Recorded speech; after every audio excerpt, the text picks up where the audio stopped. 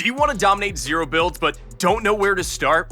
We've been answering your questions and we noticed how many of you wanted more zero build content. So here we are. We'll teach you how zero build impacts the gameplay flow, secrets to keep you on top of the entire match, and the most dangerous tactics that you either need to start using now or avoid like your life depends on it. So to start off, welcome to zero builds. You might have guessed already, but in this mode, building is banned. So no cranking 90s, boxing up, or trapping your opponents using piece control. Nope, here you have to rely on your aim, reaction time, and most importantly, your positioning. So, if you want to dominate, we highly recommend you work on your aim since it quickly becomes the most important mechanic in any situation. But wait, is there a loophole that gets you around the whole zero build rule? Perhaps, but we'll look at those later. First though, do you want to rank up fast in competitive? Do you want to learn the skills the pros themselves use to become champions at esports? Then click on the link below and visit ProGuides.com, where you can learn from a variety of different masterclass courses, boot camps, and even one-on-one coaching to become the greatest player imaginable. Get feedback, learn insider information, and start winning today.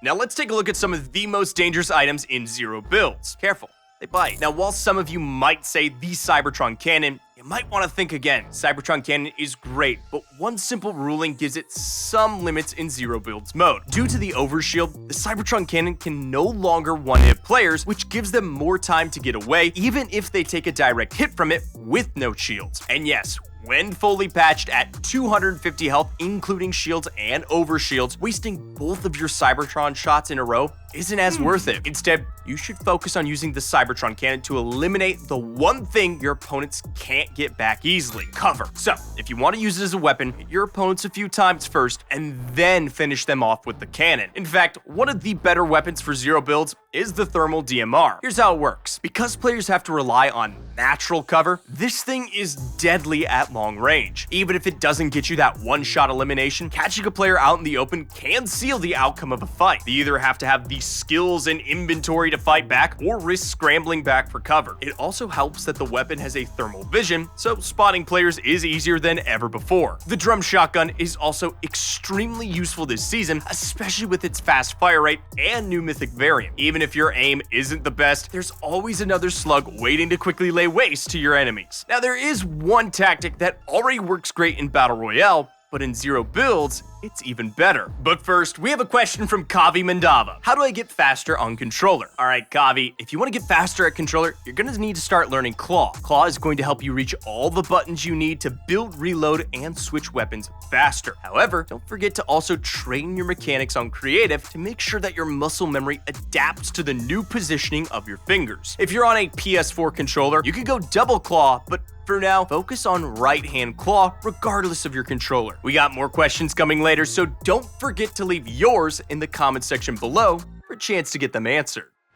Now let's get back to learning. This tactic is way too good in zero builds. Third-partying an opponent is so easy when you know your enemies are just shooting at each other without the ability to start building. If you're quick enough, you can get 2 elims in one go. Here's how you can make the most of this opportunity. When you spot 2 opponents going at it, you're gonna have to act quick if you want both eliminations. So try to see which opponent seems to be acting more on the defensive and which one seems to be more in control and less concerned about health. If possible, try to eliminate the more skilled player first, since you want to take full advantage of them while they're distracted rather than having them give you trouble later. Then move on to the player that seems like easy pickings. Of course, you want to avoid getting third-partied yourself, and we'll explain how in just a moment.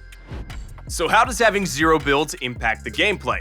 Well, for starters, the only high ground is natural high ground. This means that unless you have some sort of mobility item on you, it's going to be hard to one-up your opponent. This means fights will most likely happen at whatever height level they begin, so engage when you have the field advantage. The biggest change, however, is how harvesting is now non-existent in this mode. Because of this, you're going to want to focus primarily on looting instead of knocking down trees or structures. Pick up the pace and try to keep up with the storm as you move from POI to POI. Being aggressive is only dangerous in zero builds if you don't know where and when to start fights. If you do, then this is the perfect place to go for an elimination high score. First off, you want to avoid fighting out in the open. You always want cover or high ground, and this time you'll be relying on the environment, so always keep within arm's reach of a building. This season in particular, there are less ways to rotate out of a fight, so gameplay is much slower.